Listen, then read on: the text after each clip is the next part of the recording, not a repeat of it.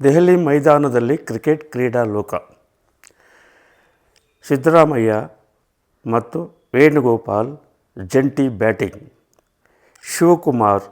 CM Shivakumar ಮತ್ತು ಸುರ್ಜಿವಾಲಾ ಜಂಟಿ bowling. C Patil and D Thammanna ಜಂಟಿ ಕ್ಯಾಚಿಂಗ್. 2026 ಸೆಪ್ಟೆಂಬರ್ 5ರಂದು ಖಚಿತ ಪ್ರಚಂಡ ರಾಜಕೀಯ ಬಿರುಗಾಳಿ. ಶಿವ ಸರ್ಕಾರಕ್ಕೆ ಸುನಾಮಿ ಸತ್ವ ಪರೀಕ್ಷೆ ಸಂಭವ. ರಾಜ್ಯ ಸುದ್ದಿ ಸೆಂಟರ್ ಬೆಂಗಳೂರು ಈ ಸುದ್ದಿ ಸಂಸ್ಥೆ ನಡೆಸಿದ ವಿಶೇಷ ಸಮೀಕ್ಷೆಯಿಂದ ತಿಳಿದು ಬಂದಿದೆ. ಮುಖ್ಯಮಂತ್ರಿ ಶಿವಕುಮಾರ್ ಅವರು ಮುಖ್ಯಮಂತ್ರಿ ಆದ ಕೂಡಲೇ ಸಚಿವ ಸಂಪುಟವನ್ನು ವಿಸ್ತರಣೆ ಮಾಡಿ ಬಂಡಾಯದ ಬಿರುಗಾಳಿಯನ್ನು ಶಮನಗೊಳಿಸಿದರು. ನಂತರ ವಿಧಾನ ಪರಿಷತ್ ಚುನಾವಣೆಯನ್ನು ಸಹಿತವಾಗಿ ಐತಿಹಾಸಿಕ ದಾಖಲೆ ನಿರ್ಮಿಸಿ ಜಯಬೇರಿ ಬಾರಿಸಿದರು. ಈಗ ರಾಜ್ಯದಲ್ಲಿ SIR ಸಮಸ್ಯೆ, GBA ಚುನಾವಣೆ ಸಮಸ್ಯೆ, ಸಚಿವ ಸಂಪುಟದ ವಿಸ್ತರಣೆಯ ಸಮಸ್ಯೆ, ಹಲವಾರು ಸಮಸ್ಯೆಗಳನ್ನು ಎದುರಿಸುತ್ತಾ ಮುನ್ನಡೆಯುತ್ತಿದ್ದಾರೆ. ಈಗ ಸಚಿವ ಸಂಪುಟದ ವಿಸ್ತರಣೆ ಇಂದು ನಾಳು ತೋಳ ಬಂತು ತೋಳ ಎಂಬ ನಾಟಕದಂತೆ ಸಚಿವ ಸಂಪುಟದ ವಿಸ್ತರಣೆ ಈ ರಾಜ್ಯದಲ್ಲಿ ನಡೆದಿದೆ. ಉದಾಹರಣೆ ಹೇಳಬೇಕಂದ್ರೆ ಬೆಂಗಳೂರು ನಗರದಿಂದ ಈಗಾಗಲೇ 4 ಜನ ಸಚಿವರಾಗಿದ್ದಾರೆ. ಈಗ ಇನ್ನೂ ಸಚಿವರಾಗುವವರ ಸಂಖ್ಯೆ ಸುಮಾರು 6-7 ಜನರು ಇದ್ದಾರೆ. ಹಾರಿಸ್ ಇವರಿಗೆ ಸಚಿವ ಸ್ಥಾನ ಕೊಡಬೇಕೆಂದು ಬಲಗೈ ಬಂಟರಾದ ಹಾರಿಸ್ ಅವರು ಬೆನ್ನು ಬಿದ್ದಿದ್ದಾರೆ. ಇತ್ತ ಇನ್ನೊಬ್ಬ ಶಾಸಕ ರಿಜ್ವಾನ್ ಅರ್ಷದ್ ನಮಗೂ ಯುವಜನ ಕೋಟಾದಲ್ಲಿ ಸಚಿವ ಸ್ಥಾನ ಕೊಡಬೇಕೆಂದು ಬೆನ್ನು ಬಿದ್ದಿದ್ದಾರೆ. ಇತ್ತ ಜಮೀರ್ ಅಹ್ಮದ್ ನಾನು ಹೊಸ ಪಕ್ಷವನ್ನೇ ಕಟ್ಟುತ್ತೇನೆ ಎಂಬ ಎಚ್ಚರಿಕೆಯನ್ನು ರಾಜ್ಯ ಮತ್ತು ಹೈಕಮಾಂಡ್ ನಾಯಕರಿಗೆ ಮನವಿ ಮಾಡಿದ್ದಾರೆ. ಸಚಿವ ಸಂಪುಟ ಸೇರಲೇಬೇಕೆಂದು ಶತಾಯಗತಾಯಪಟ್ಟು ಜಮೀರ್ ತಮ್ಮ ಜ್ವಾಲಾಮುಖಿಯನ್ನೇ ಬೀಸುತ್ತಿದ್ದಾರೆ. ಇತ್ತ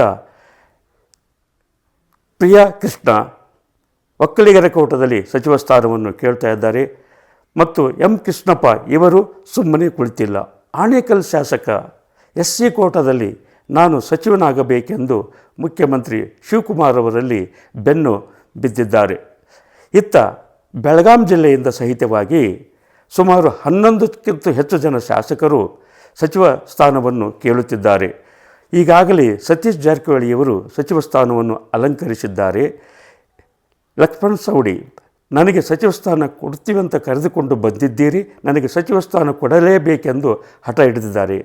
ಇತ್ತ ಲಕ್ಷ್ಮೀ ಹೆಬ್ಬಾಳ್ಕರ್ ನಾನು ಸಚಿವೆಯಾಗಿ ಚೆನ್ನಾಗಿ ಕೆಲಸ ಮಾಡಿದ್ದೀನಿ, ನನ್ನನ್ನು ಮುಂದುವರಿಸಬೇಕೆಂದು ಹೈಕಮಾಂಡ್ ದುಂಬಾಲು ಬಿದ್ದಿದ್ದಾರೆ. ಇತ್ತ ಮಹಾಂತೇಶ್ ಕೌಜಲ್ಗಿ ನಾನು ಸೀನಿಯರ್ ಶಾಸಕ ನನಗೆ ಬೇಕೆಂದು ಹಠ ಹಿಡಿದಿದ್ದಾರೆ. ಇತ್ತ ಗಣೇಶ್ ಹುಕ್ಕೇರಿ ನಾವು ಕಾಂಗ್ರೆಸ್ಸಿನ ಕಟ್ಟಾ ಬೆಂಬಲಿಗರು, ನಮ್ಮ ಕಟ್ಟಾ ಬೆಂಬಲಿಗರ ಕೋಟಾದಲ್ಲಿ ನನಗೆ ಸಚಿವ ಸ್ಥಾನ ಕೊಡಬೇಕೆಂದು ಪ್ರಕಾಶ್ ಹುಕ್ಕೇರಿ ಅವರ ತಂದೆಯವರಾದ ಪ್ರಕಾಶ್ ಹುಕ್ಕೇರಿ ಮತ್ತು ಗಣೇಶ್ ಹುಕ್ಕೇರಿ ಇವರು ಹೈಕಮಾಂಡ್ ಮುಂದೆ ಒಂದು ಜ್ವಾಲಾಮುಖಿಯನ್ನೇ ಬಿಟ್ಟಿದ್ದಾರೆ. ಹೀಗೆ ಅನೇಕ ಶಾಸಕರು. ಇತ್ತ ಕಿತ್ತೂರು ಕರ್ನಾಟಕದಿಂದ ಮುಸ್ಲಿಂ ಕೋಟಾದಲ್ಲಿ ಅಸೀಫ್ ಸೇಠ್ ಇವರಿಗೆ ಕೊಡಬೇಕೆಂದು ಮುಸ್ಲಿಂ ಜನಾಂಗದವರು ಒತ್ತಾಯಿಸಿದ್ದಾರೆ. ಹೀಗೆ ಬೆಂಗಳೂರು ಮತ್ತು ಬೆಳಗಾವಿ ಶಾಸಕರ ಒಂದು ಸೆಣಸಾಟ, ಸಿದ್ದು ಬೆಂಬಲಿಗರ ಬಿಟ್ಟ ಬಾಣ ಮತ್ತು ಖರ್ಗೆ ಬೆಂಬಲಿಗರು ಮಾಡಿಕೊಂಡ ಪಟ್ಟಿ, ಈ ರೀತಿಯಾಗಿ ಒಂದು ಸುನಾಮಿ ಸುಳಿಯಲ್ಲಿ ಶಿವ ಸರ್ಕಾರ ಸಿಲುಕಿಕೊಂಡಂತಾಗಿದೆ. ಸಚಿವ ಸಂಪುಟದ ವಿಸ್ತರಣೆ ಇಂದು ಅಥವಾ ನಾಳೆ ಆಗ್ತಕ್ಕಂಥ ಸಾಧ್ಯತೆಯನ್ನು ತಳ್ಳಿ ಹಾಕುವಂತಿಲ್ಲ. ಇತ್ತ ತಿಪಟೂರಿನ ಶಾಸಕ ಷಡಕ್ಷರಿ ಇವರು ಒಂದು ಹೊಸ ಬಾಂಬನ್ನೇ ಬಿಟ್ಟಿದ್ದಾರೆ. ದಕ್ಷಿಣ ಕರ್ನಾಟಕದಿಂದ ನಾನೊಬ್ಬನೇ ವೀರಶೈವ ಲಿಂಗಾಯತ ಶಾಸಕ, ನಾನು ಸಚಿವನಾಗುವುದು ಖಚಿತ, ಆಷಾಢದ ನಂತರ ಸಚಿವ ಸಂಪುಟ ವಿಸ್ತರಣೆ ಆಗಬಹುದು ಎಂಬ ಹೊಸ ಬಾಂಬನ್ನು ಸಿಡಿಸಿದ್ದಾರೆ. ಹೀಗೆ ರಾಜ್ಯದಲ್ಲಿ ಸಚಿವ ಸಂಪುಟದ ವಿಸ್ತರಣೆ ದಿನ ಬೆಳಗಾದರೂ ಕೂಡಲೇ ಸದ್ದು ಗದ್ದು ಮಾಡುತ್ತಲೇ ಇದೆ. ಇದನ್ನು ಯಾವ ರೀತಿಯಾಗಿ ಶಿವಕುಮಾರ್ ಅವರು ಬಗೆಹರಿಸುತ್ತಾರೆ? ಆಮೇಲೆ ಇನ್ನೊಂದು ಸಮಸ್ಯೆ ಅಂದರೆ ನಿವಾಸ ಪತ್ರ. ಕೇಂದ್ರ ಸರ್ಕಾರ ಕೊಡ್ತಕ್ಕಂಥ ರೆಸಿಡೆನ್ಷಿಯಲ್ ಸರ್ಟಿಫಿಕೇಟನ್ನು ರಾಜ್ಯ ಸರ್ಕಾರ ಕೊಡ್ತಕ್ಕಂಥ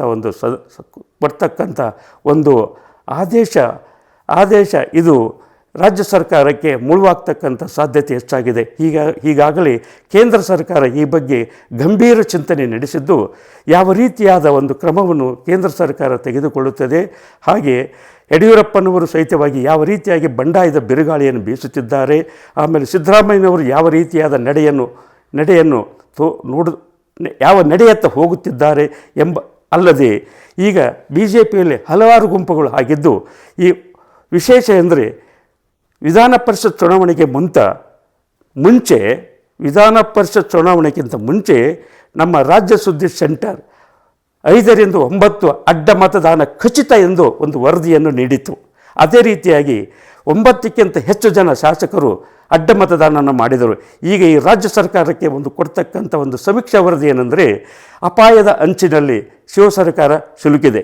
ಏಕೆಂದರೆ ಸುಮಾರು 20 ಸಚಿವ ಸ್ಥಾನಕ್ಕೆ 70 ಜನರು ಗಂಟು ಬಿದ್ದಿದ್ದಾರೆ. ಒಂದು ವೇಳೆ ಯಾವುದೇ ಗಳಿಗೆಯಲ್ಲಿ ಭಿನ್ನಮತ ಸ್ಫೋಟವಾಗಿ ಸರ್ಕಾರಕ್ಕೆ ಒಂದು ಸತ್ವ ಸುನಾಮಿ ಯಾವುದೆಂದರೆ 2026 ಸೆಪ್ಟೆಂಬರ್ 5ರಂದು ಸರ್ಕಾರಕ್ಕೆ ಸುನಾಮಿ ಸತ್ವ ಪರೀಕ್ಷೆ ಸಂಭವ ಎಂದು ರಾಜ್ಯ ಸುದ್ದಿ ಸೆಂಟರ್ ವರದಿಯಿಂದ ತಿಳಿದು ಬಂದಿದೆ. ಜೈ ಹಿಂದ್, ಜೈ ಕರ್ನಾಟಕ. NG ಕಾರಟಗಿ, ಹಿರಿಯ ಪತ್ರಕರ್ತರು, ಬೆಂಗಳೂರು.